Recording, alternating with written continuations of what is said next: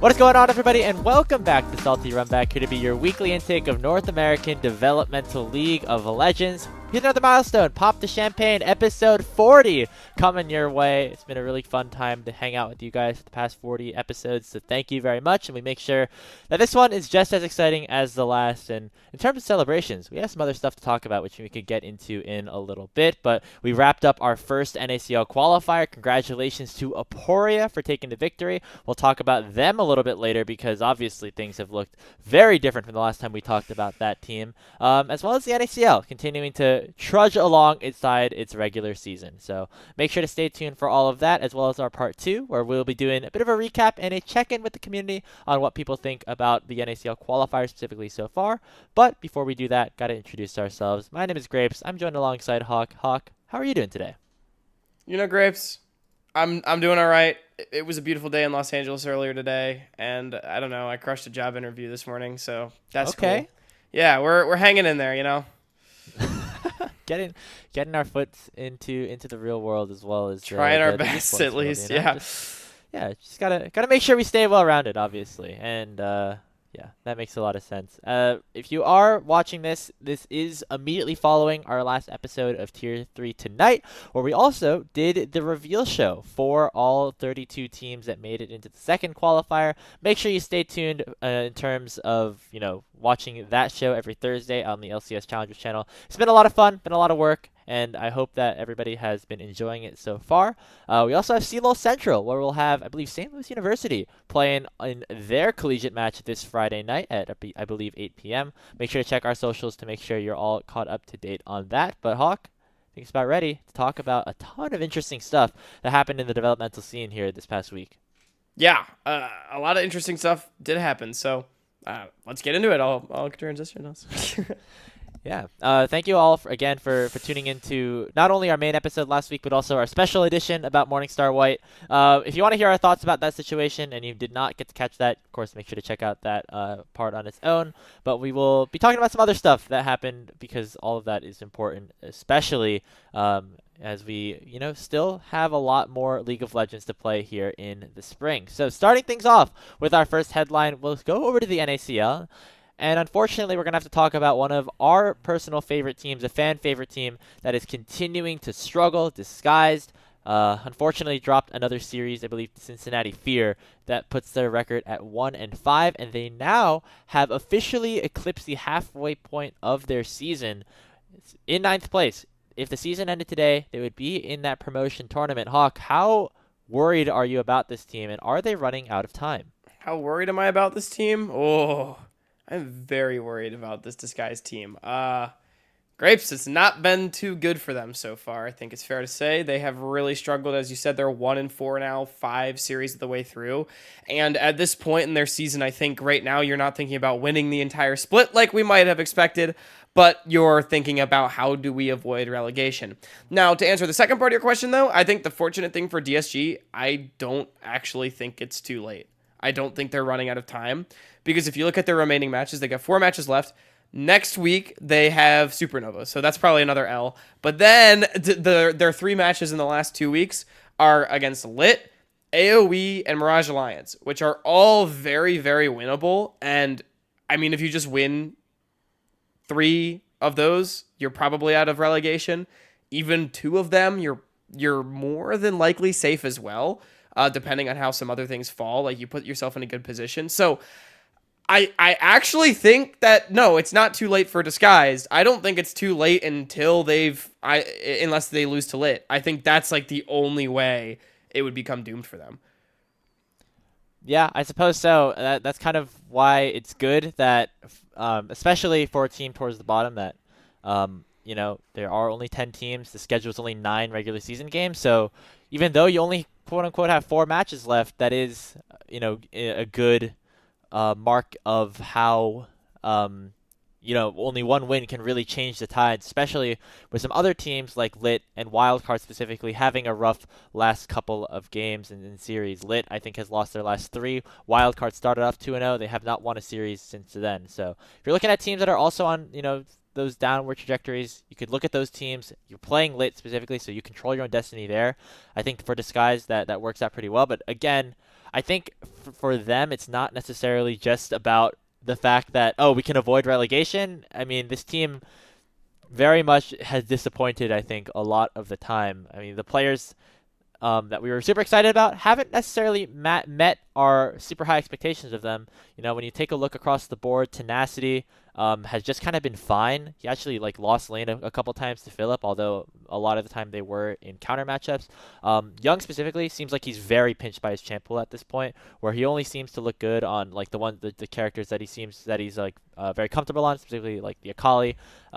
He's been playing mostly like Akali and Azir, and even the Azir games that he's had haven't looked that good. And then the bot lane has just kind of been a bit underwhelming as well. So it's interesting because I feel like each of these players had very good seasons last year, specifically that middle core of Perry, Young, and Minwei, and it just has not really been the same this time around. Yeah, I would agree. I think that it has been, a rough split so far. Like, they're not having the individual performances that you might expect, as you highlighted, Grapes. I also think this team has some just pretty major issues with their team play in general. They don't seem like they know what to do to win League of Legends games, and that's a tough spot to be in. And yeah, I mean, losing probably to Supernova next week is definitely not going to help them, right? So their back is definitely against the wall, and they need to start winning some games. And I think where things are going to get interesting is next week, Mirage Alliance plays Team Liquid Challengers, and then the week after that, that's when Disguise plays Mirage Alliance. So, Yeah. If Disguise beats Mirage Alliance, they probably damn them to the promotion tournament right then and there in week 7, especially if Mirage falls to Team Liquid next week. So, like I said, I don't think it's too late. But yeah, this Disguise team, they have not figured it out at all. And I think at this point, like I said, it's not about, oh, can you contend with the top teams? It's like we have to just figure out how to scrape together a couple wins against our direct competition to avoid getting relegated. And at this point, even finishing in that bottom seeds of barely making it into playoffs also isn't that great, because although no, it's you not. can argue, It's not. yeah, we're in playoffs, it's awesome. We'll be able to, everything resets, everyone's record goes back to 0-0. If you're 7th or 8th place, your first round matchup's gonna likely be against FlyQuest Challengers or Maryville, who have looked very, very, very, very strong throughout the start of this season. And personally, I'm sneaking into that 8th seed. I'm probably, honestly, even just checking off a box and saying, okay, we're going to start in loser's bracket, because FlyQuest looking indomitable so far in this season. Yeah, I mean, it's definitely not an ideal situation. Obviously, you would want to slide in above the bottom seeds, but that's probably the reality that we're going to be living in. So if they hit playoff Disguise, then they can think about trying to beat the top teams. But really, it is just, they're not doomed yet. They've got some lower tier teams on their docket. And I think with how much parity there is in everyone outside of the top 3, it's honestly, even Mirage Alliance, I surprisingly don't think they're doomed anymore. I think they actually have a chance. Yeah. But you gotta win some games. All right, you got, this is a team you invested in terms of Salt Street bets. Yes. So maybe not working so well. Meanwhile, Team No. Liquid won a series, although it was maybe the messiest series of all time, also against Cincinnati Fear, personally. Just saying, you got 4 matches left here for Disguised. How many do you think they win? Ooh, that's a great question. The over-under's at 1.5. Are you taking the over or the under? I think I'm going to take the under. I think Lit's got him. I think this Lit team has got some fight in them. So that probably sends them down to promotion. Is that right? That probably is going to be the backbreaker for them. If assuming they clear Mirage, yeah, that's probably the backbreaker. But I'm going to take Lit. I think it's under. I think AoE puts him away. And I think Lit has a chance. That has a chance to be a very, very big series for these two teams, because Lit is also going to be in a position where they're going to be 2-5 because they're not going to beat Maryville next week, probably. Although I don't know, I feel like Lit could be that random ass team to do it. But assuming Lit is one of those teams that is that can, I think, beat anyone. Yeah, they're weird. So assuming that goes as expected, though, there's a very real world where a 2-5 Lit is playing a 1-5 Disguised. Probably a 2-5 Disguised, because they would have already played Mirage Alliance, and that's battle for promotion tournament right there, which would be pretty brutal for both those clubs. We get that battle before even the last week of the season, which would be an interesting one to keep an eye on as we head throughout the end of spring. Let's head into our second topic, our second headline. Also talking about a matchup that happened in the NACL, but it was also about one of our top teams. Maryville University took down Wildcard in a very convincing 2-0 sweep. However, the reason I brought this topic up and why we want to talk about it specifically, Hawk, is that these are two collegiate cores in a way. Maryville are, obviously a university of their own. Wildcard holding a lot of the St. Louis University players, and recently, as far as recently as a couple weeks ago, in the collegiate polls that have come out, people have regarded St. Louis as actually being better than Maryville. However, in the last poll that came out a couple of days ago, it's Maryville at the top, and then St. Louis I think at second or third, depending on, I forgot exactly where that was. But of course, the biggest difference between those two squads is that Wildcard does not have Srtty up in the top lane here. They have Quacker instead. So my question to you, Hawk, is this number one ranking for Maryville in terms of collegiate justified? And if Srtty got swapped into the SLU team, would it actually make a difference if we get towards those North Conference playoffs? No way, man.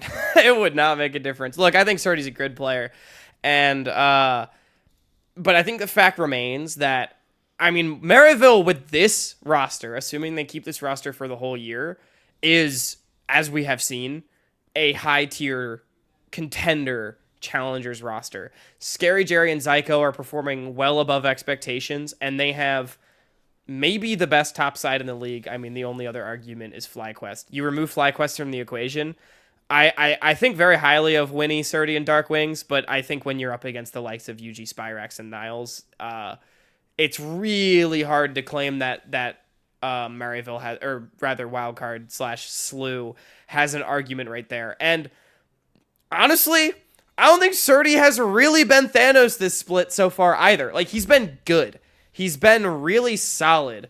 But I also think that it's easy for Srtty to be this good when the rest of the map's winning, and there have been some stinkers in there.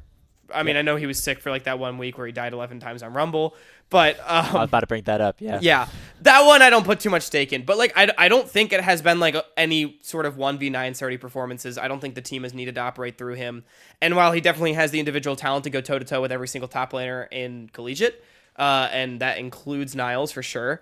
In fact, I would say that Srtty is probably better than Niles. I don't think it tips the scales enough in SLU / Wildcard's favor to overcome a Maryville that, is just a well-oiled machine right now and feels like they can win everywhere.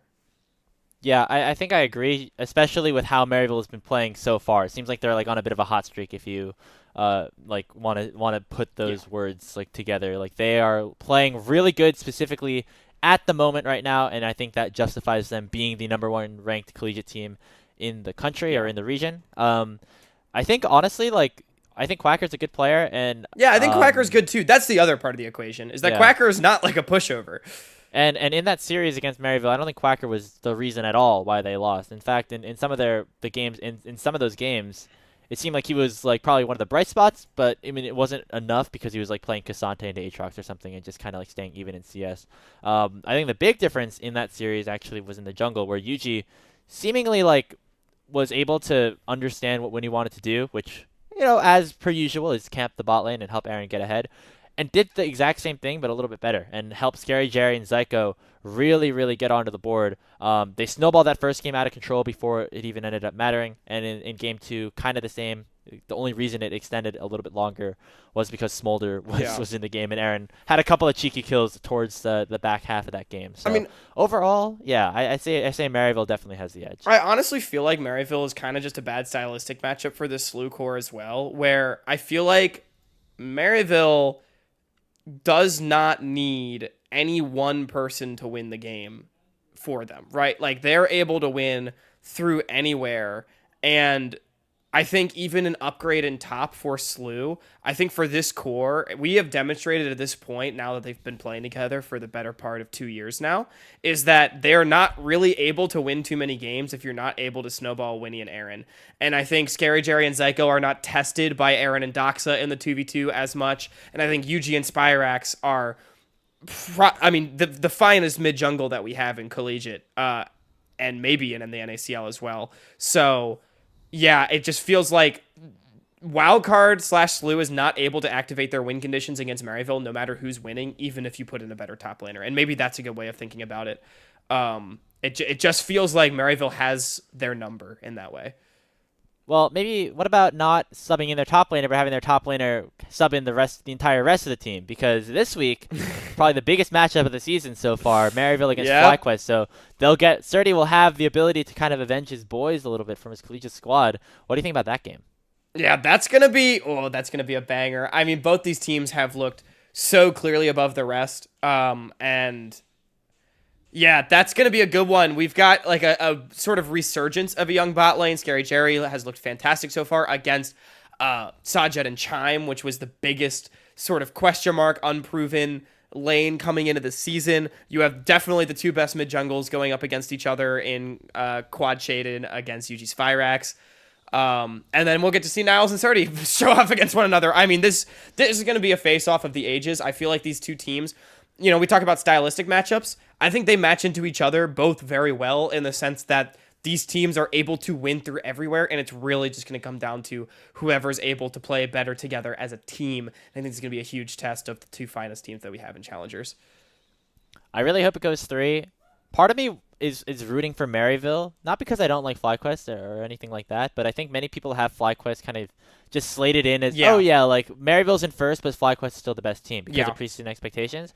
If we get like a shift in that and FlyQuest end up dropping that series, that's when things get really interesting again. Because right now it seems like most people kind of have a general idea of where these teams stack up. I'm all for chaos, especially in this league. I mean, so look, I'm say down for a Maryville win. We can move on from this topic in just a sec, but all I'll say is Maryville and FlyQuest have the exact same win-loss so far. They're both 10-2. Maryville's had a harder strength of schedule. They're the only ones that have doled out a loss to Supernova. So, All right, that's the argument right there. We'll see what happens later this week, but let's move on to talk about the qualifiers. And we have some big news to share that we have also just recently learned ourselves. It was announced on Wednesday evening, actually literally a couple hours before we ended up deciding to record this episode of Salty Runback, that there's a bit of a change in terms of how qualifiers are going to be covered for this season, or for this next upcoming tournament specifically. Right, listen to some of the feedback, and now community streams will be allowed in some capacity here for the remaining qualifiers. So I think the official policy moving forward will be that teams will be allowed to stream their Swiss matches, which are on live, but then after that, only a select number of people will be allowed to co-stream or be a community streamer for the qualifiers broadcast. It's pretty similar to what happened, honestly, last spring almost, where there was an official rally cry broadcast and then other people were able to fill in and be those community streams. The official Riot part I don't think is necessarily in the works here for this split. We'll see what happens down the line. What we do know is that Tier 3 tonight is expected to continue, and so make sure to stay tuned for that in terms of all your coverage about the qualifiers every Thursday, because there will be up to 4 matches happening at the same time. So if you aren't able to watch all of them and you want to just get a quick update in the same format with the same content, that'll still be around. And we are figuring out what we want to do in terms of streaming the games themselves on the weekends. We definitely want to do something in some capacity. We're just not sure what our schedule and workload looks like so far. But I guess really quick, Hawk, as I pass it over to you, what are your thoughts about the changes overall? I mean, it's great. I'm really glad that the community is getting what it's been asking for the last month. I think it shows that Riot's listening and they're making changes and they're receiving feedback. And even though the question can always be asked of like, oh, why wasn't this done sooner, et cetera, et cetera. Like, I think people are just generally going to be happy that the change has been made, and we're here now. And I think that's what matters the most. And yeah, I like the qualifiers happening live is important. And honestly, I think a good comparison is going to be really similar to 2021 Tier 3 tournaments, when everything's just going to kind of happen on our own. It's going to be the Wild West a little bit, but we'll figure it out. We'll get through it. And I honestly don't have like a lot to say about this other than I'm very happy that the community is now going to have access to these live streams like they've been asking for. And, I'm glad that we got here. Yeah, creating that pipeline for both the players to get their game streamed and to have scouts get easier access to watching tape of them to maybe get promoted to that next level. To even the broadcast talent, which is something that we always try to talk about here on Salty Runback, giving them the opportunity to prove themselves on broadcasts like this is also very important. I think the biggest difference, obviously, is that the quote-unquote official coverage of this is still going to be like that post-show that happens a few days after instead of a main live broadcast. I don't know what the policy is in terms of why that was, decided in terms of budget or in terms of wanting to not wanting to overlap officially with the NACL broadcast. But I hope eventually we can bring back that main broadcast, even if community streams are still going to be needed to supplement the remaining coverage, because I think that was a perfect solution to 2021, where you could create like an environment for people to get these full-time, these gigs and work, and have that main broadcast for people to tune into for full coverage. But then for the games that are unable to be streamed, you can have other people kind of tune in and throw their hat in the ring themselves. Yeah, guess it's just a question of money, and only time will tell there. Because I agree. I mean, in an ideal world, there is an official live coverage of the games, but based on what Grapes and I have been told at this moment, which we have not figured out all the details, it does not seem that will be the case for the foreseeable future. So we'll see. Yeah, I mean, still make sure to tune into Tier 3 tonight. We're still going to be putting out a lot of good content with that. We have some fun segments planned for next week, which we've already talked about, which is very rare for us to like have a segment that we're planning in advance. But that should be fun. I'm excited to run Definitely. that one on Thursday. So make sure to stay tuned for that. And we'll talk a little bit more about Tier 3 tonight overall in our part 2. But let's move on to the actual qualifiers themselves and the games that took place, because it was finals weekend last weekend, and a team that we weren't even talking about in the last episode of Salty Runback ended up taking the whole damn thing. Aporia, the team that lost to Morningstar White in the quarterfinals and was granted their spot after the disqualification of Morningstar, are now the champions. They've won against Lotus 2-0, and they won against Winthrop 3-2.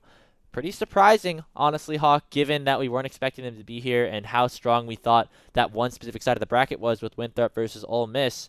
But given the fact that Aporia did actually lose a series, albeit to a team that eventually got disqualified, do you think of this win any lesser than you would another previous qualifier? It's an interesting question for sure, because at least the way that it's worded here, does the win come with an asterisk? Yeah, it comes with an asterisk. Whether or not I think it's like lesser, that maybe feels strongly worded, I guess. Like, I don't want to put that out into the universe, but there's an asterisk here for sure. And I mean, I think the main thing to say is that Aporia played really good League of Legends on that final weekend. They got their second life and they took advantage of it, and they deserved those wins. And like, you cannot take that away from them. They went out there and they beat Lotus, they beat Winthrop, and they're here as the champs, right?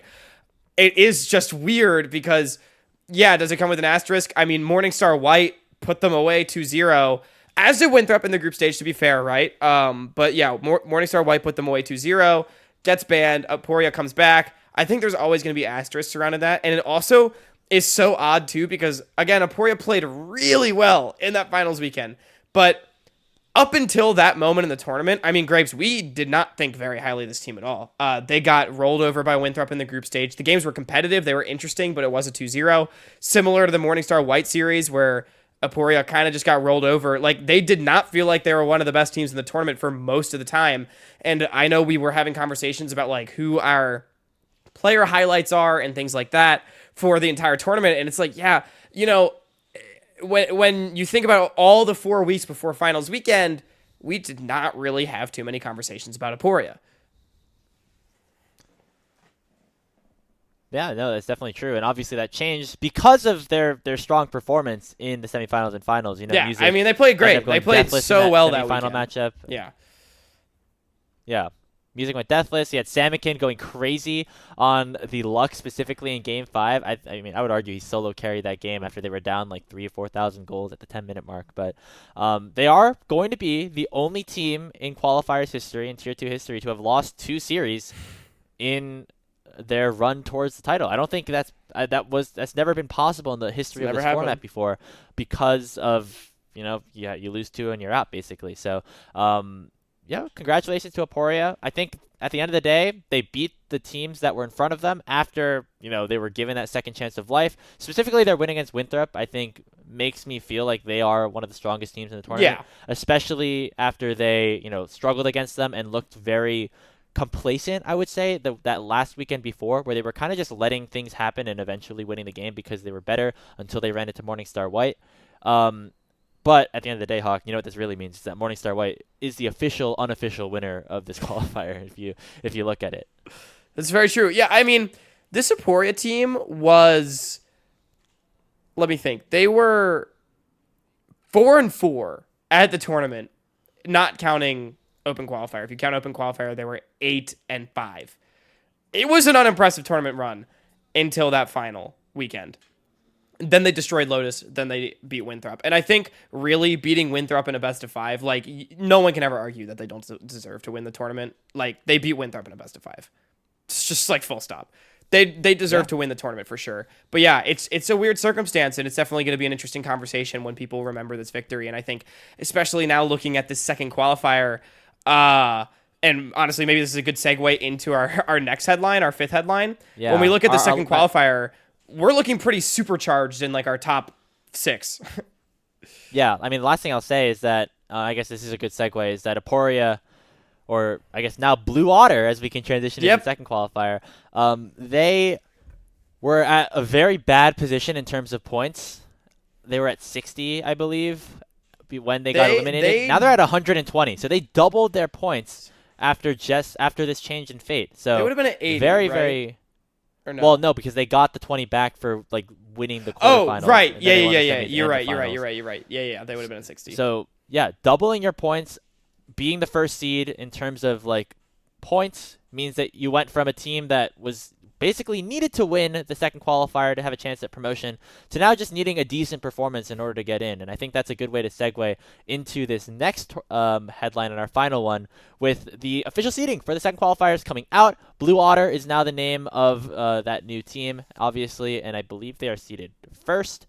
I'm going to double check right now. Yes, they are seeded first, followed by Winthrop, and then a couple of new teams that have a little some different caveats here. There are these new squads that have come in, revamped their rosters pretty heavily, and because of the way the point system works, they're basically going to have to win this second qualifier to earn that first seed to get into the promotion tournament. Otherwise, I don't think it's possible really for them to get in via points alone unless some really drastic circumstances happen here. So Hawk, out of the rosters that, are in that situation, we could go through them as we talk about this.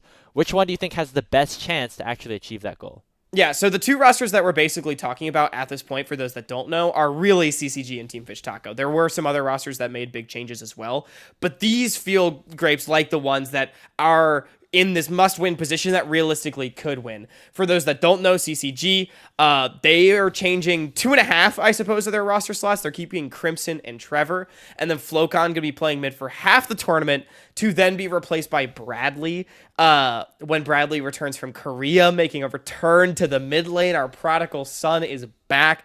And then we've also got Yukino and Instinct going into the jungle and the bottom lane, respectively, giving Challengers League experience for everybody on this roster except for Crimson and Flocon for while Flocon is playing, which is pretty substantial. And I think Yukino, Bradley in particular, two players that have been thought of highly in the Challengers League during their tenures. And then on the other side of the coin, Team Fish Taco, they've got the band back together. It's just TikTok Tony Top making their return from last spring, going to make a run for promotion. This time they have an organization behind them as well, which is extremely exciting, and congratulations to them. Obviously, there's a weird situation with their support Snow 2 being potentially banned for this tournament. I don't think we need to get into that, but yeah, whether it's Jito or Snow playing, this feels like a team that's got a shot at the title, and we know our Prince of Promotion Sudsy's going to want to make it back after what happened last time. So yeah, big changes, Grapes, and a lot sort of up in the air. And the wrinkle I want to add to this, these two teams are in win now mode. Then you've got Aporia and Winthrop that made the finals that are obviously in the best position to qualify off of points. Only one of CCG or Team Fish Taco can realistically qualify. So that potentially, though, if one of them does win the tournament, leave Lotus and Ole Miss and any other team that performed well in the first qualifier, potentially quaking in their boots a little bit as Yeah. Lotus, they've now supercharged their roster. They're in the hunt to win the whole thing as they have brought on Odd Orange and Robbie Bob, which Robbie Bob, best mid laner in the tournament last time. Odd Orange, you all know him, jungler from Maryville, extremely strong player. And then finally, Ole Miss, no changes, but they made that semifinal, and if they're looking to qualify off of points, suddenly you're in a position where actually back-to-back semifinal appearances could potentially not be enough for you, which is just crazy to think about. Yeah, let's go through again. That was a lot of information that I threw. Yeah, let's go through some of it a little bit like more closely, I guess. We can talk about CCG, who actually now are in a situation where because Flocon is staying on as a sub, alongside Red, who has moved to a sub, they actually do retain their points for making it to the quarterfinals. It's not a ton. It's, I think, 55, if I'm remembering correctly. It's like respectable. They get to keep a respectable number of points. Yeah. The only problem is obviously, because they won 3 Swiss games and not 4, there is potentially a world where if a team like Ole Miss or Winthrop or Lotus end up flopping pretty hard, they could make it to the finals and lose in the finals and still have a chance. So that is, I think, different than what we're going to be talking about with Team Fish Taco, because with them fully revamping, they are going to actually need to win or basically not get in, I believe, especially because they didn't make it into the quarterfinals. They have even less points than CCG wait a minute. in the first place. It depends on TFT's subs, right? Because they only changed 2 players on their starting roster, assuming that Snow plays. I guess if Snow doesn't play, they're screwed. But and even with that, just the fact that they have 20 less points than CCG means they have to do 20 points better than CCG in this next round, which means they'd have to win the finals if they made the finals. Yeah, so, TFT probably has to win the whole thing. But and it's such an interesting conversation, right? Because I think the main wrinkle is that CCG or TFT winning the tournament potentially yoinks a slot from one of our mid-tier points teams, right? Like someone that otherwise would have been in that 4th, 5th bubble in terms of points. That's the Lotus's, Ole Miss, CCG themselves. If Team Fish Taco were to win the whole thing, ISU, those kind of teams, right? They could get a spot yoinked for them. Say they made semis again, but CCG or Team Fish Taco won the tournament.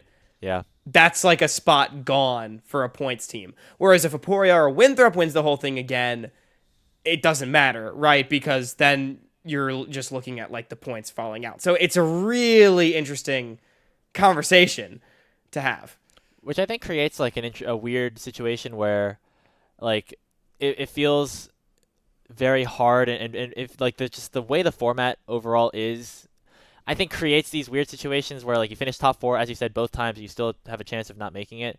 I'm curious as to things that we could do to maybe make it feel a little bit more fair, because I like the idea of being able to come into the second qualifier after messing up in the first and still having a chance of making it to promotion. I think a solution that I saw being floated around is we have a final tournament, which is similar to 2021, as we were already talking about, where the top 8 performers in terms of points play each other in a big tournament, and the winner, the top 4 out of those go into the promotion tournament, or something like that, where that way more people get a chance to play in, rather than some teams feeling like they have to perform way better than other people or whatnot to do so. But I think it's a bad mix of single elimination and a lack of spots. It just feels like there's a lot of variance because also to talk about points, a team like Ole Miss or Lotus could both really regret not winning their group. That could really come back to bite them in the ass from the first tournament again.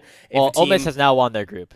Because you're right. Okay, you're right. So sorry, but Lotus could that. Because if you're in a position CCG could or ISU could totally take a spot from Lotus if they win their group at this tournament and get a semifinals over Lotus and Lotus makes quarters. Lotus is probably out. So yeah, it's interesting. Grape, should we answer the actual question that we have before us before we Yeah, who do you got? CCG. If I had to pick one between them or TFT, it's CCG. I think especially if Jito is playing TFT. I mean, I don't know. The Tony top core, love it, but the CCG team feels like it will be on another level. Yeah, they're stacked top to bottom. I mean, remember, you'd have to go back to a few years ago when Bradley was playing mid, and he, I think, swapped over to top lane to maybe get a better chance at making it to the pros, making it to LCS, because there are maybe less spots available. But I still think he was better as a mid laner than he was a top laner, and so getting to see him do that again is going to be great. Yukino, one of the best junglers, in my opinion, in that Challengers League in spring. He was a top 5 MVP candidate in his first split in Challengers. Let's not forget that. And Instinct, of course, you know him. He was in LCS. He got a pentakill. He's still pretty young and new. My only concern for them is if they never get it together because Bradley's joining them late, and Taco, of course, has that more of that synergy. So Right. But that it's is not where like it could Flocon sucks potentially even if happen. Bradley does join late. Flocon had a great tournament 1 except for against Sword Nico. So No, it's true. It's like wondering if the synergy is going to be enough to build to get all the way to tournament, and if their like hands are going to carry Yeah. them that rest of the way. I do want to shout out another real team really quick before we move on to our part 2. That's Fly Family, which they were an interesting one. They're seated like 7th, I think, right now, or 8th, I should say, This after team Polestar, is who just funny, updated their man. roster. This team is funny. Dinka, Goo, Comp9, BMFX, and Skytech, who went by Metro on the official forums, which was interesting. They could also, like, I feel like they also could, like, if everything goes right and everything goes wrong for a couple other teams, we might see them in the promotion tournament too. Who fucking knows? I mean, yeah, dude, we totally could, because like this bot lane, this is the kind of, like, when you're talking about rosters getting put together and you're doing your committee seating, you're like, this team looks really fucking weird. But this bot lane could totally blast everyone in this tournament. So like, it's really, I don't know, man. Like, we've got a really spicy, I think like the top 11 were, I think everyone had the same 11 teams in their top 11 with a pretty big gap between that and 12. But like everyone's 11 were different as far as the order, and it's going to be very competitive, and I think there's going to be some really interesting matches. I'm excited. There are a lot of other roster changes that ended up happening that we didn't even get to talk about because we were so focused on some of the other stuff with Pulse, specifically, and Gentle Hearts making some big changes as well. BlackRock, yeah. It's a big one. But, well, we can, I guess, talk about that after they make it into the Swiss format, so we can, make sure to save some time for our part 2, which I think is pretty interesting, where we're going to head to right now. It's the big poll with everybody asking some questions and answering them about what they thought about the qualifiers so far this season. We just wrapped up the first NACL qualifier of 2024, and there was a lot of conversation over how the tournament has been run and, of course, who some of the best players were in the event. And so we decided to take a look and ask the community what they thought about the qualifiers and how they've been run so far. Before we head into the second half of the spring split, we asked on our social media, so make sure to follow us on Salty Runback Pod on Twitter to make sure that you are always getting these updates, and everyone who filled in the survey are going to be talked about a little bit here in this episode. So Hawk, I don't know, like, do you have anything else to add, or we just get right into it? There's a lot of interesting stuff. All I'll say to preface is it was pretty all encompassing. Like, we asked about the tournament as a whole, the scene as a whole. Tier 3 tonight, we also did some fun stuff at the end with the forum. It was all completely anonymous, completely unaffiliated with anybody except for me and Grapes. So shout out to everyone that did fill out the forum. It's always great to get community sentiment. We got, I think, actually more responses than at least I was expecting, which is very, very cool. And yeah, let's get right on into it and talk about what Tier 3 is like right now. Yeah, we got 65 people that ended up filling stuff in. We could go on to the next slide just to see what exactly the makeup was of this. Of course, we did mention that this was anonymous. However, we did ask to, for these people who filled things in to at least put in like their association to the space and like who they were specifically. The most people were actually coaches and staff in the qualifiers, which I think made sense considering we also sent it into the qualifier Discord, and a lot of those people read them in there. But also great representation from fans, also players in the qualifiers, some staff in the NACL and the LCS even, and then just like people like us who work in the space. Yeah, shout out to the players, coaches, staff in the NACL LCS. Like, the fact that we had 12.5% of the responses be that, I think it's kind of cool. And also a quarter of the forum audience being just people that enjoy the space, I think is really cool to see as well. Yeah, shows that people are interested in what's going on, obviously, and even if you're not directly related to it. And on that note, obviously the broadcast looks a little bit different than last year in the fact that there is not a lot of broadcast happening, at least in this first tournament. And so what we asked is just to get a bit of a sense of how much of these streams and how much of the qualifiers did people actually watch last year, just to see like how many people were potentially missing out on not having that official coverage this time around. And an overwhelming majority either watched almost all the games live or would at least catch some of them and of course follow the results and stay up to date. Which, honestly, way higher than I was expecting. Again, very cool to see, especially I think when we're talking about last year as well. Maybe the publicity and outreach was not there quite like it was in, say, 2022. So the fact that still so many people that filled out this form actually were actively following the space, I think is very, very valuable. Yeah, a couple people that, just tuned into the promotion tournament. I think probably just one person who was trying to be funny and wrote what are the NACL qualifiers, which if you don't know what it is, then you're not filling out the survey, but yeah, it does. Maybe they're just fans of the show for the NACL. Who knows? It does go to show that people that fill this stuff out were fans and were watching these streams when they were happening. So yeah, and people invested in the some space capacity for this next tournament. Yeah, absolutely. And so now we kind of get into the meat potatoes, right? We got, okay, who are the people that actually filled out this form? Who are the people that are, I guess, consuming Salty Runback content / Tier 3 Tonight content? And then we are like, all right, what are the biggest problems facing Tier 3 right now? Because I think a lot of the discourse surrounding the Tier 3 space up till this point has been largely negative. And so we wanted to get to the bottom of like what exactly that is. And we knew there was multiple reasons. And it seems that the biggest ones by a pretty overwhelming plurality are the streaming policy. Actually, a pretty overwhelming majority. Because honestly, the lack of coverage / attention and the streaming policy, both to me, speak to the same issue. And that the biggest problem facing the qualifiers right now is that it just feels like there's not the level of outreach that potentially we could expect. Yeah, a lot of support for the stream policy and their frustration with it. We also had a couple of votes for tournament format, some stuff for just the rules and DQ policy as a whole, and also a bunch of other random write-ins. Some of them were all of the above, which I think actually encapsulates another thing that maybe we should have included in the survey itself. But people generally not super happy with how things have been running. Of course, we'll get into the streaming policy a little bit later, but yeah, the tournament format I thought was an interesting one because that's what we just talked about in our last headline.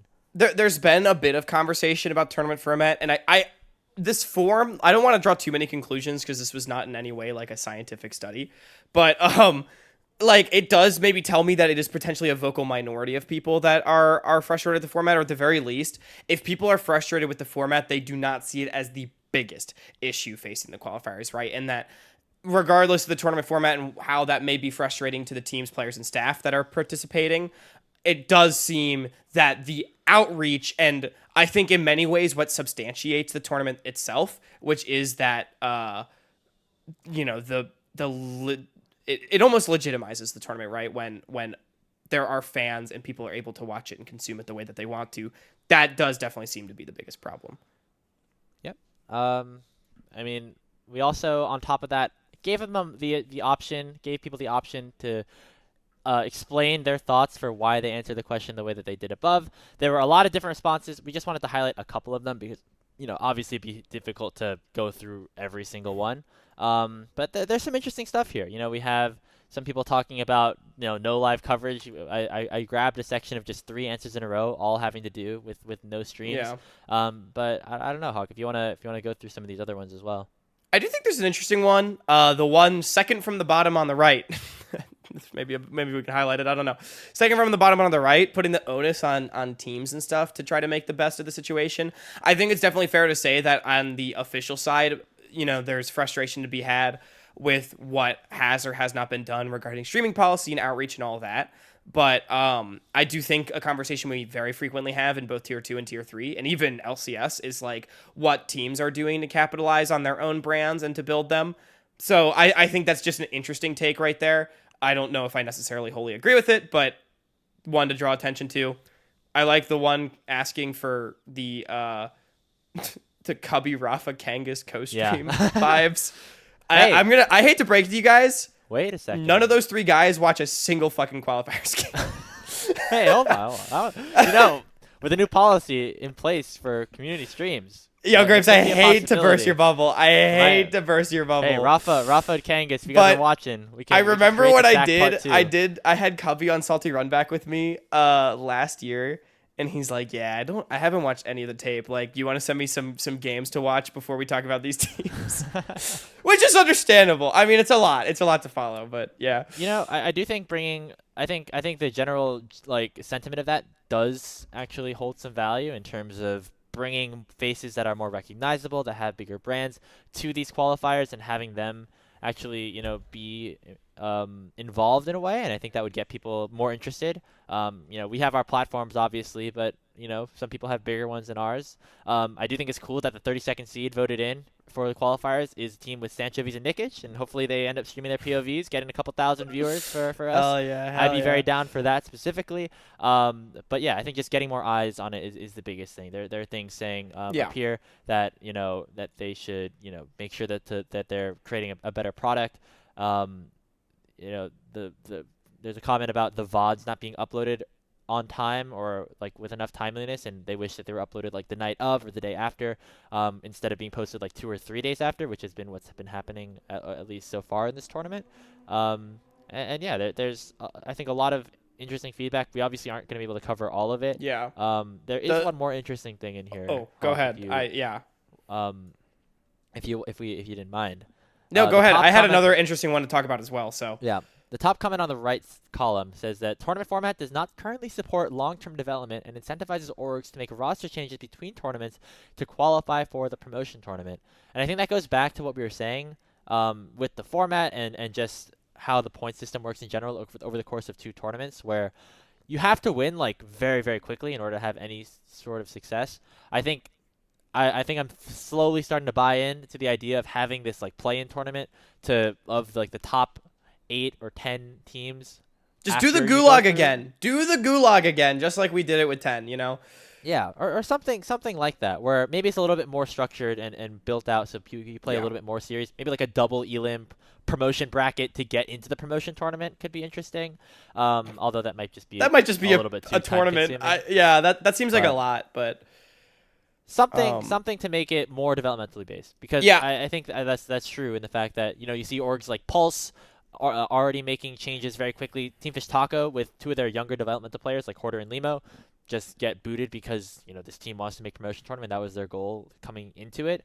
To even teams like Gentle Hearts as well. So just like those 3 specifically like catch my attention as teams that like had young talent and then had to dump them because they weren't performing immediately. yeah, I think I agree with the take of like I would like to see more incentive for teams to fight for promotion.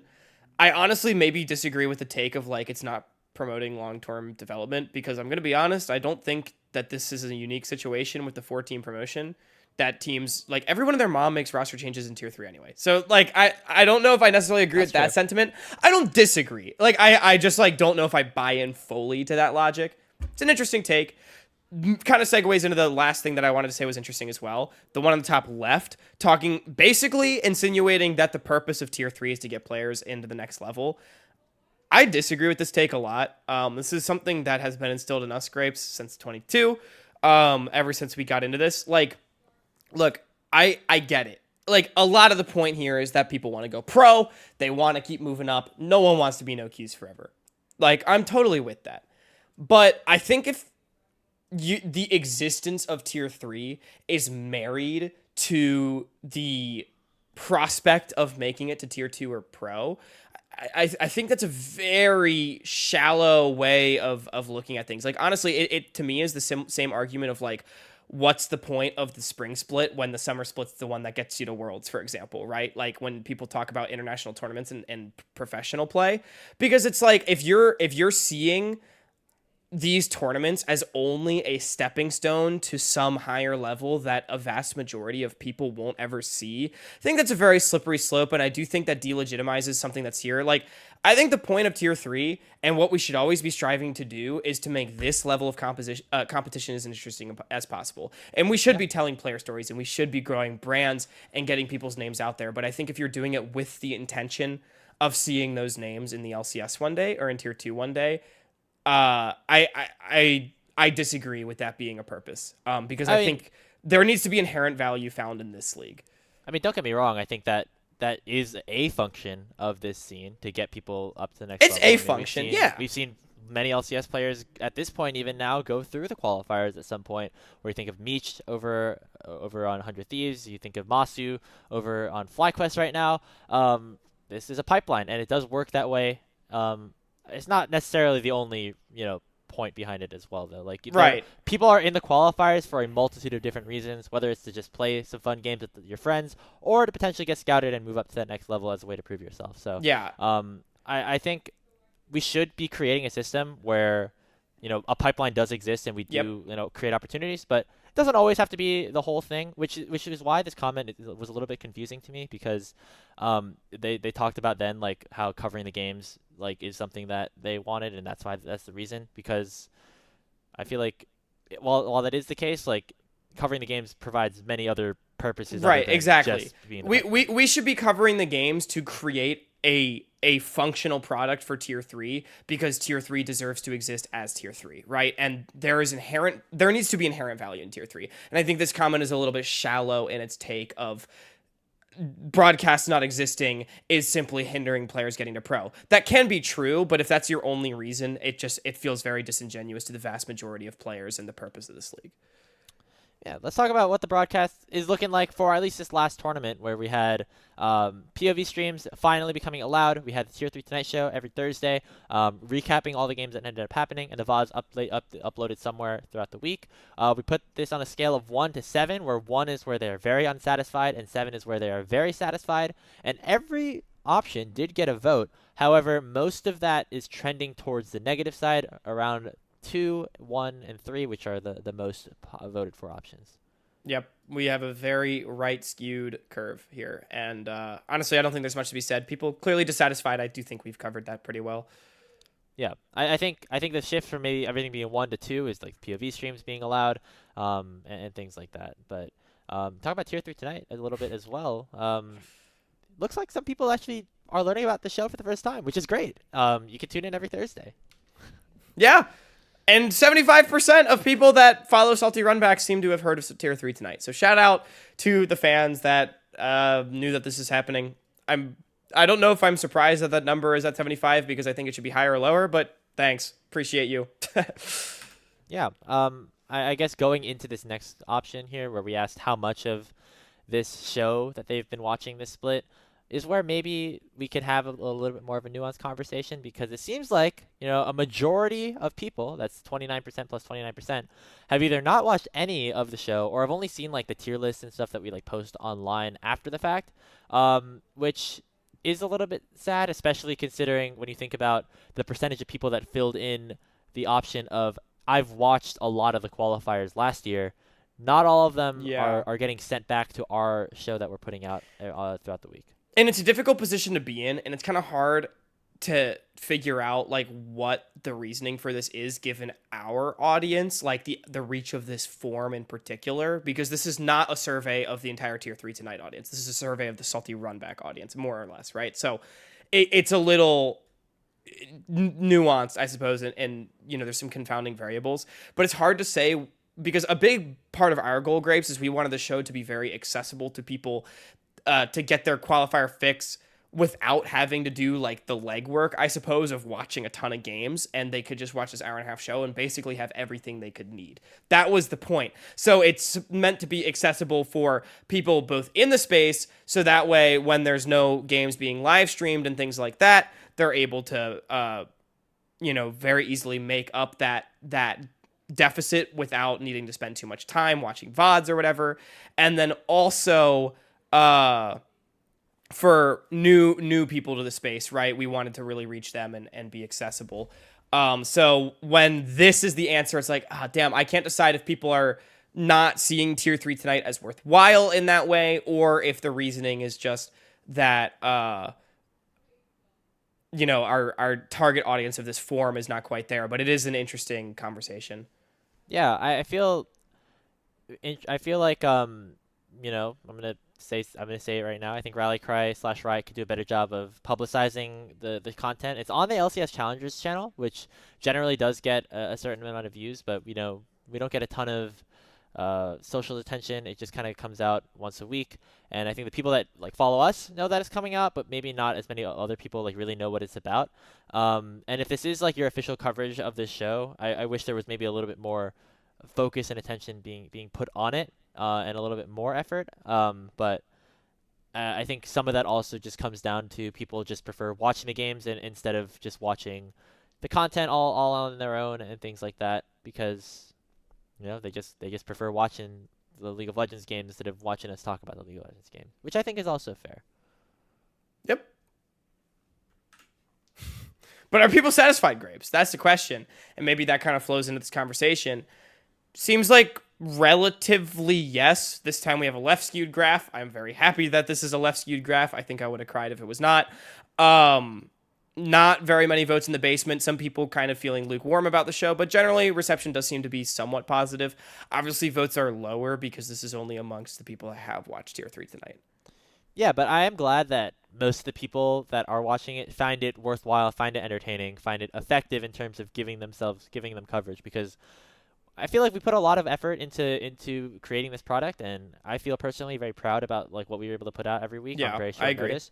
And so seeing that people, at least the people that are watching, are appreciating it and thinking that it's good, does make me happy about that. I just I think the goal is to get more people exposed to it so more people can appreciate its effectiveness, I guess. Yeah, and this show was always, in existence because it was a viable alternative to an ideal solution, right? So the fact that, hopefully most people recognize that and have at least been enjoying the content. It seems like maybe we can honestly move on. The general sentiment has been that people have enjoyed the show for what it is. It's just not what they wish it would be, which obviously is not something that we have total control over. And for those that gave very targeted feedback, it is actually really appreciated because we do like the constructive criticism and we want to continue innovating on what this product is. But yeah, it is a show, like Grape said, we have put in a lot of work. And so for those of you that did say that they like the show for what it is, that is also very meaningful. And like Grape said, I feel personally as well proud of the material that we have put out because it takes a lot of fucking work. I'm not going to lie. And we've really been trying to showcase player stories and things like that. Yeah, I mean, we've made more content than the NACL broadcast has on players this season. I think it's safe to say we have 4 or 5 things come out every week, which no knock to the NACL broadcast because they're busy covering the games, and we're not. They're busy covering the games, and they're dealing with a very difficult situation as well. So so we're all in different situations, obviously, but I'm glad that we've been able to bring back at least part of what I think made Tier 3 so good in 2022, which was all the content that we were able to put out, whether it was the DK wrap or the other content pieces of getting players involved as well. I feel like we were able to go back to that a little bit, which was something that was missing, in my opinion, in 2023. Obviously, the thing that's missing this year is the games being streamed, although that could be changing, I guess, now with the community streams being allowed. But yeah, we appreciate all the feedback here. The biggest comment I stuck up here was it's chill. If we want to dive into this a little bit more, Hawk, we could talk about some of the stuff that we included in here where there was a take saying, I think the work itself is fantastic, but I wish it was a few days sooner after OQ game days, even if it was shorter. And then combined with another comment that said, should make it an 8 to 10 minute short recap to get new fans interested. I think that one was really interesting, the 8 to 10 minute short recap. Something we could explore for future. The timing, not something that we have control over. That is sort of the position that we're in for that. I wish we could do it sooner as well. Man, if we could put it out on a Monday night or whatever, that would be great. But we don't have control over the timing of the show, unfortunately. The recap, something that we could explore if we're really trying to blitz the audience of people that is not involved in qualifiers, right? Because I think that is really what the target audience of that would be. But that's an interesting idea. The big comment with 3 paragraphs in the middle, I kind of want to unpack a little bit. This one was really interesting because I think there was some constructive criticism here and maybe some criticism that made me a little bit upset. Y'all, if you think, I mean, I can't speak for Grapes. Like, okay, we do a little bit of interaction baiting. That is true. However, for myself personally, I have like authenticity and passion as huge core words for my brand. And so if you think that I just say things to get reactions, you're fucking cooked, mate. I don't know what else to tell you. Like, I do, at least to like a very large extent, believe everything that I say. And I'm not just trying to be like hot take guy. Yeah. I might come out with hot takes. I do sometimes have unorthodox opinions, but I'm not doing it just to be like spicy or whatever. So, I just want to put that out there. Like it just, whenever you put your take out, like, here's the thing. Here's the secret to all this is any sort of take that is not literally the most chalk vanilla thing possible is going to get interactions, right? And it's going to be taken as interaction bait. Like, man, putting Shogo as 99 OVR, that got so many Twitter impressions between a Rhino QRT and Colomer's fucking hilarious, kills himself, gets him back, kills himself. Like, that got discussion. And, like, it could be like, oh, Shogo's not really that good or whatever. But, like, guys, Shogo's the best ADC in the tournament, and this was, like, our way of expressing it, right? Was putting him at 99 OVR. And like, it's just it's not that deep. You know what I mean? So, anyway, that's my soapbox on that.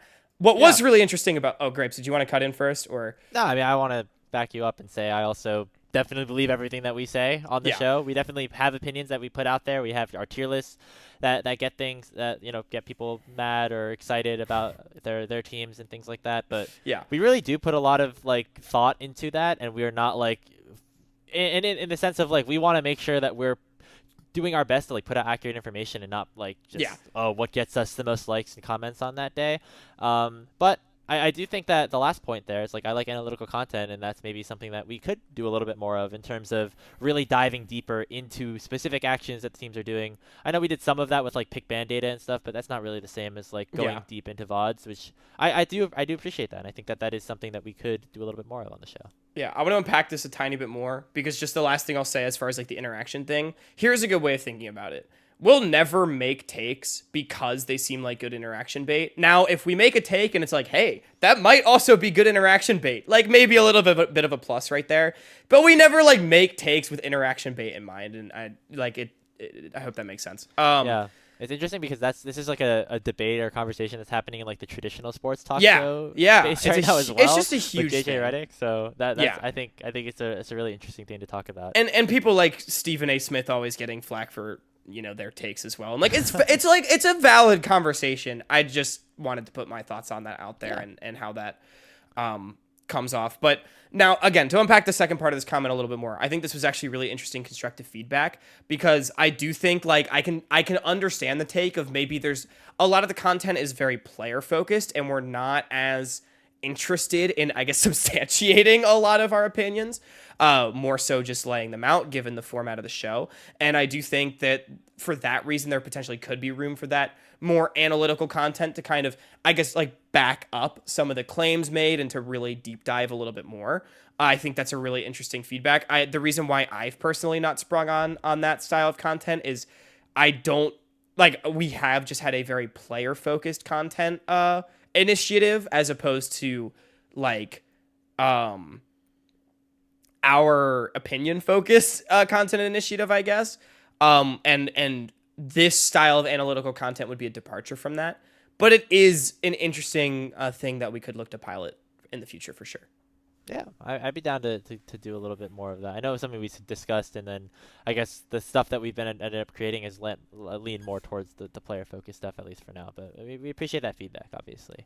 Yeah. The last thing in like our NACL-specific qualifier format / discussion over the tournament overall, before we get into some of the more fun things, was a hypothetical that we sent out to our viewers, and it was a situation, pick one or the other kind of thing, and I think this was actually very interesting in terms of what the results actually came out with. So the two options we stuck out were that qualifier games were moved to the weekdays at night, but with an official live stream of some of the matches and community streams being allowed for the rest, or the situation where we have right now, and which would, the people prefer. And an overwhelming majority of them, Hawk, selected the first one. They think that moving to weekdays would actually be worth it if it meant that streams would actually end up happening. And I think this is so interesting because what we were told when we were having conversations about the inception of Tier 3 Tonight, streaming policy, all that, this is back in December, when we were told that we would not be able to live cover the games, uh, we were told that there was a poll that went out to players and staff that was overwhelming majority going the other way. Now, the caveat to this is that our audience is probably very heavily biased on this issue. I mean, like, I also very think heavily biased. But it's just interesting. It's interesting that there's such a difference. I think also when they put out that question of like, oh, is it weekends or is it weekdays that you prefer? My assumption is that in that question, the streams kind of weren't even thought about. That's and true. So people That's were probably probably just thinking about what days they preferred if everything else was going to remain the same, which I think is why this conversation and this question was a little bit more interesting because it showed that maybe even if a player preferred being on the weekends over the weekdays, if it meant that streams and official coverage of the games would happen live, they'd be willing to make that sacrifice because Yeah. even though 14.3% said they prefer what's happening right now, over 23 or 24% of the people that filled out our survey were actually players. So at least that means that, like, at the bare minimum, like a good chunk of players would be okay with moving things over to the weekdays and would be happy with it. Yeah, that's a good point. So it's an interesting discussion that I definitely don't think it's been fully explored.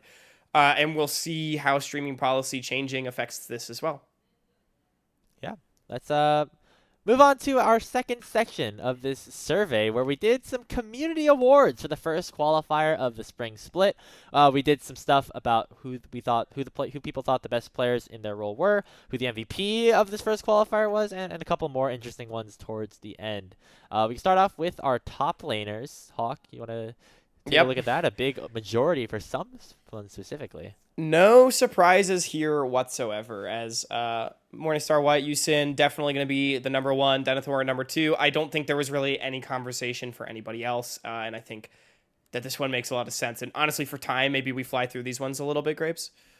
Yeah, I mean, Yusin makes a lot of sense. We included the Morningstar players in here compared to in Tier 3 tonight where we decided kind of not to, I think, for the most part, because of the fact that they were DQ'd. It's like official coverage of everything. We just wanted to see what people thought about the players overall, and it made sense. Yusin, I think, was the most impressive person in the entire event. So there he is. Move on to junglers now. More people actually wanted to fill out this one, and the winner is actually Music from Aporius, the first one of the victors there, and actually the same person we stuck in to our All-Pro or Team of the Week or Team of the Tournament on Tier 3 tonight.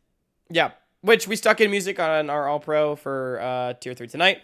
Massive Soul Never Die snub, though, if you're counting Morningstar White players. That's all I'm going to say. I think that guy was crazy. Music had a great finals weekend. I'll give him Deathless there. Went Deathless in that semifinals game series, and then, yeah, just... I think watching his POV gave you the perspective of this guy's like a big leader. He's like shot calling a lot, and I think that's obviously a big boost as well. I wouldn't be surprised if people were swayed by that in terms of voting for him. And so yeah, Music jungler number one here for this first tournament. Mid lane got a little bit funky here, Hawk. Mid lane did get a little bit funky as it was number one Samakin, number two Sword, number three Arabi Bob. Another one, Grapes, that I'm not sure that I agree with, but definitely big props deserved for Samakin regardless. Particularly that performance in the finals weekend again was very, very impressive, and he was a huge part of the reason why Aporia was able to win the tournament. Yeah, I'm thinking about it right now. Aporia won like 4 series. They lost 2, I think is overall what happened for them. Yep. And Samakin definitely performed very well in their wins. He might be the MVP of that finals, specifically for that game 5, but also all the other games that they won. He was incredible throughout that entire part of the event. I think Sword did beat him in lane a couple times, so good for him. Good to see him get some votes as well. But Robbie Bob just like carried the first half of this entire event. He looked like one of the best players throughout that first half, and so I would not be surprised to see him get boosted up a little bit. I mean, he was the person we selected on Tier 3 tonight, so looks like we disagree with the audience here a little bit. Yeah, I think, honestly, people that didn't vote for Robbie Bob are maybe just a little recency biased with Samakin's performance last weekend, which, again, I don't want to take anything away from the player, but... I could see an argument towards Sword. I could see an argument towards Sword. I would have had Samakin as a very clear, like... not number 1 or 2, honestly, maybe not even number 3, because also looking at like who our 4th, 5th, and 6th place votes are, I don't think everyone that voted in this forum knows ball. Grapes, Dozer, and Flocon not getting votes. Don't disrespect the GOAT like that, man. Dude, Drew Dozer and Flocon not getting votes is crazy to me. I think they were so Drew Dozer got 1 vote. No, he didn't. somebody voted for him. Drew Dozer did not get. He's that little. Oh, okay. I'm looking at an updated form where he did not. Oh, okay. That would be why. Yeah, okay. Drew Dozer on this screenshot got no votes. He got a little love in the people that submitted after we closed the ballot, unfortunately. Yeah. So. I would have potentially had Drew Dozer or Flocon. Like, I think the tier 1 to me was obviously Robbie Bob and Sword, and then Samakin, Drew Dozer, and Flocon. But, you know, I definitely think Samakin did have a great performance, so. What about the bot laners then? We got Lynx at 10% as the winner, with the overwhelming majority of people going with Shogo or Mobility. Not too surprised there. Yeah, I'm honestly surprised Mobility got so many of the votes. I mean, Mobility had a great tournament, don't get me wrong. But I think I thought compared to Lynx and Forsen, it might have been a little closer with Mobility as well. Shogo is very obviously deserving. I don't think there's much else to be said here, to be honest. Yeah, I honestly would say Mobility was one of the, like I think it was, yeah, I mean, he's definitely top 4. I think you could see him closer to 2 or 1 than 3 or 4. I did like how in the music VODs, after like the first couple of wins that they took, Aporia were all memeing Lynx for being a 93. Yeah, that was funny. Hey, Lynx tried to lose that game 5 though, so. Hey, he came back at the end, but he did come back. He did come back. A little rough. But yeah, I guess maybe people voting for Mobility saw that. Yeah, he beat Shogo in the best of 3, and you know some of them, Shogo and Rhino, struggled a little bit in the early game. Mobility definitely had, like, I mean, he had a really solid performance at this tournament across the board. I think he had a good finals weekend overall. Like, he lost 2v2 to Lynx and Rovex in like 1 or 2 of the games, but then won 2v2 in 1 or 2 of the games. So it was kind of like pretty even. Yeah. Yeah. Shout out to Shogo though. I think he won our award there. That was the obvious choice. There. We go into support, which I thought was really hard to pick personally. I think there were a bunch of supports that played pretty well, and unsurprisingly, just the team with the winning support, Rovex, ends up getting selected. I thought he played well in the finals. His Blitzcrank game, obviously very solid towards the end. There he is. Yeah, honestly, this vote shook out about exactly as I would have expected, and this is probably the closest to my own sentiment alongside the top lane vote. Those ones felt the most consistent with my thoughts. Only thing I'd maybe say is, like, I think Nausicaa is snubbed for, like, a vote. I think he was actually really, really good, particularly on Bard. But, yeah, I think Rovex, Chookies, Rhino mixture, Pika Pika, those were the guys that I'd have in that realm. Yeah, I like, it was very hard for us to choose one. We ended up going with Rovex just because they won the tournament, and I think he played really well towards the end. But yeah, I think they all were solid. They were all good. Yeah, the better laner. Chucky's like really good at team fighting. Rovex just kind of good overall. I know we had that tweet go out, Hawk, where we talking about his shot calling and how we thought that was his comms were helpful. So he doesn't say much. But he's got that stupid sexy voice, and every time he uses it, it's just so like, it was valuable. It was good comms. Yeah. All right, that's it for all of our positions. Let's go on to MVP. It was a full write-in ballot, so I had to count individually like who people filled in, and we had a tie at the top of the leaderboard for Music and Yusin over on Morningstar White and Aporia respectively. Man, they were so close to each other. They are. I'm very surprised. I'm honestly a bit surprised to see Music. I am too.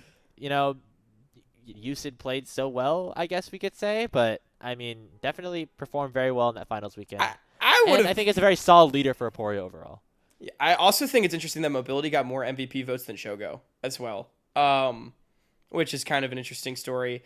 Yeah, I feel like in a world in which Morningstar White is part of the voting, you are fried if you're not voting Yusin, man. I don't know. I think that's the big thing. Like, you're so fucking fried if you're not voting for that guy. I don't know what to say. Or Shogo. Shogo's acceptable as well, if we're talking most valuable. I don't think I would have had Music in my top 3. However, congratulations to Music again. I mean, like, I'm not going to take away from the fact that he did have a really good performance.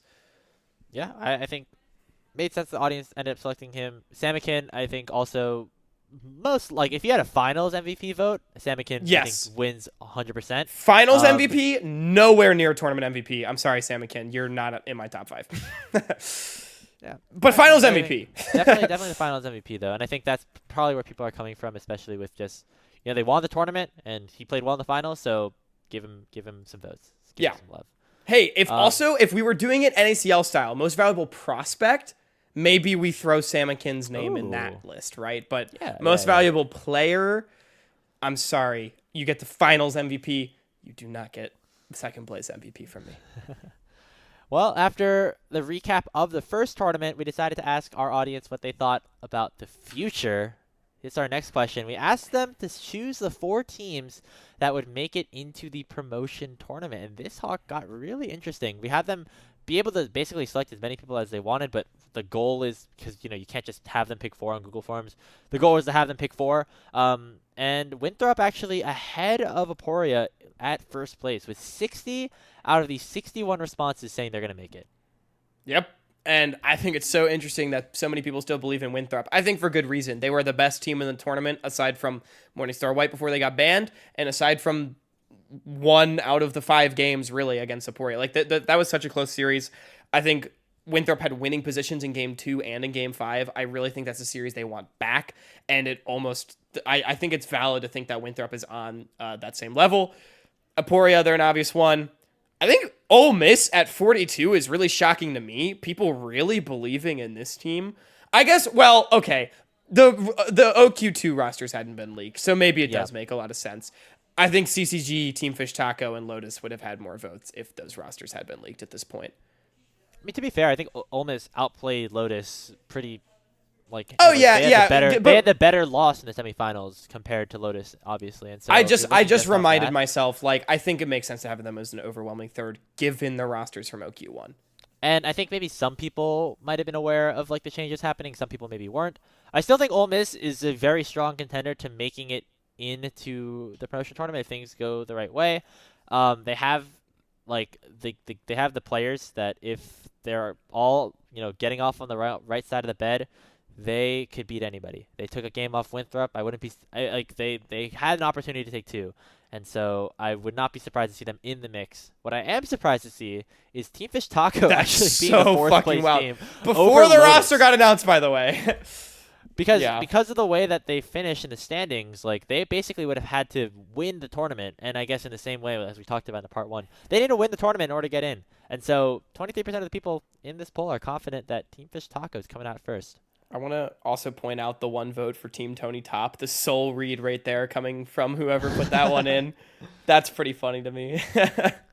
Yeah, a couple votes for Morningstar White. I don't think they're participating in this qualifier, which is unfortunate. And so with that being said, those write-ins unfortunately don't end up working out. But yeah, shout out to Taco. We'll see if they're able to prove people right. I wonder if people will be filling in CCG with the same excitement if we submitted this poll and handed it out a little bit earlier.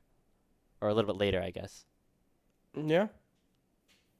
It's an interesting question. And we talked about the headlines, but it's an interesting question, and I think we're in for a really... Like, I will say, you can talk about the tournament format all you want, but I definitely think there is still a very competitive race for promotion between a solid 6-7 teams. So keep your eyes out, y'all. Yeah, I'm excited for the second tournament with all the excitement about these win now teams.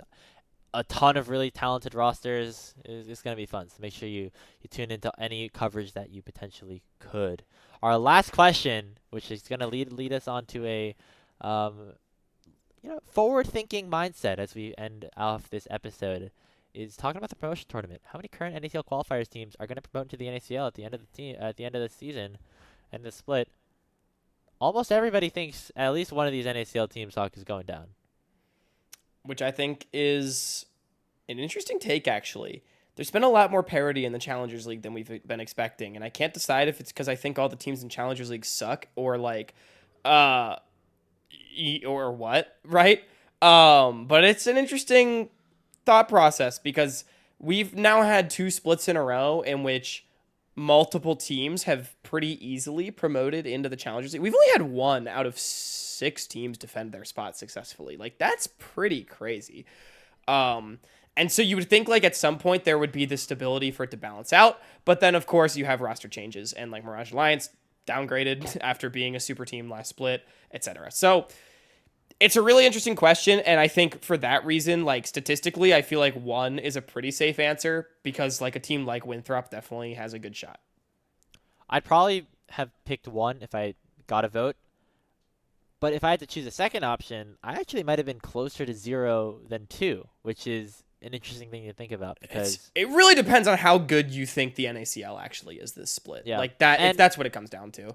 If a team like CCG ends up clicking and makes the promotion tournament, like they're going to beat some of the bottom tier NACL teams, I think, because that team is very stacked with talent. I think if they're all playing at their A game, to the extent that they can beat everybody in the qualifiers to win that first tournament and make it into the promotion tournament, then yeah, I think that they'll have a good shot. And then other teams like Winthrop and Aporia, I'll also definitely have potential and have people that have been there before. So I'm excited to watch that tournament as well when it ends up happening. Yeah, I'm right there with you. And yeah, that's gonna do it for our survey. Thank you for everybody for tuning in and coming all the way through to this extended part 2, but a lot of good information. Thank you to everybody who filled out the survey as well as. Maybe we'll do something like this again in the future. It was interesting to hear everyone's thoughts on things. Yeah, the survey definitely was extremely valuable, and one more shout out to everyone that filled it out. I really did enjoy getting to go through all of the results. But Grapes, that does bring us to the end of our episode. So make sure you catch Open Qualifier number 2 with community streams and POV streams. Find all your favorite players and organizations that are going to be streaming each and every single one of the games, hopefully. I know we finally got our wish as a community. We're going to have that live coverage coming, and we still have Tier 3 Tonight coverage coming at you on Thursdays, 7 p.m. Eastern, 4 p.m. Pacific in 90 minutes or less. We've also got CLO Central on Friday. This week, we have St. Louis University on the docket. You're not going to want to miss it, all that North Conference action. Follow me and Grapes. Follow us at Salty Runback Pod as well. And if you think that nobody is going to promote into the NACL, you can take everything we said with a grain of salt. If you think that Tier 3 Tonight just sucks and you hate me and Grapes and we only say things for interaction bait, you can take it with a grain of salt. I've been Hawk. That's been Grapes. Have a good night, everyone.